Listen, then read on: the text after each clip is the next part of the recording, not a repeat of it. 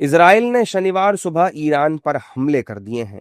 Israel के रक्षा मंत्री ने इस ऑपरेशन की आधिकारिक पुष्टि की है। इजरायली सेना ने पूरे देश में अपने नागरिकों के लिए प्रोएक्टिव अलर्ट जारी किया है और सायरन बजाए ताकि संभावित ईरानी मिसाइल हमलों से पहले लोग सुरक्षित स्थानों पर जा सकें।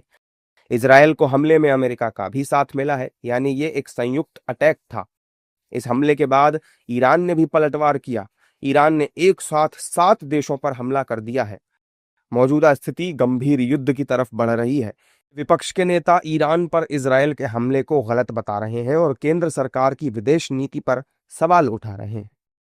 मुझे लगता है कि हमारा ये जो यात्रा थी, इसकी टाइमिंग मैं समझता सही नहीं थी, और जो भाषण भी दिया उससे कहीं ना कहीं भारत की जो एक निष्पक्षता है उस पर संदेह हो जाता है। हमने हमेशा एक 2 नेशन थ्योरी को सपोर्ट किया है हमेशा, और इस बार हम लोग जाके अपनी विदेश नीति को भी कहीं ना कहीं कॉम्प्रोमाइज कर रहे हैं।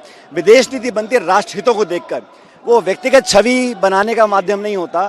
दुर्भाग्यवश पिछले 11 साल से जो विदेश नीति बनी है वो व्यक्ति आधारित हो गई है, और व्यक्तिगत रिश्तों को लेकर अगर विदेश नीति बनेगी तो देश के हितों को नुकसान होगा। हमने हमेशा कहा कि भारत का हित पहले है, भारत का हित किसी पार्टी किसी नेता से ऊपर है, उसका ध्यान सरकार को रखना पड़ेगा। सरकार ने अपनी इमेज बनाने के लिए, व्यक्तिगत संबंधों को बेहतर बनाने के लिए कई बार भारत की विदेश नीति को कॉम्प्रोमाइज किया है। मैं इसका बहुत विरोध करता हूँ। देखिए, मेरी तमाम दुआएं ईरान के लोगों के साथ है जो आज माह रमजान के महीने में एक जो वॉर क्रिमिनल है बीबी नेतन्याहू, उसकी फ्रस्ट्रेशन का शिकार हो गए। उन्होंने आज हमला किया है, और मैं अल्लाह ताला से दुआ करती हूँ कि ईरान को वो ताकत दे, हिम्मत दे, ताकि वो जो इजराइल है उसका डट के मुकाबला ही करे और कामयाबी हासिल करे, और साथ में जो हमारे लोग वहाँ फंसे हुए हैं पूरे मुल्क से, वो सही सलामत अपने घरों को वापस आ जाए।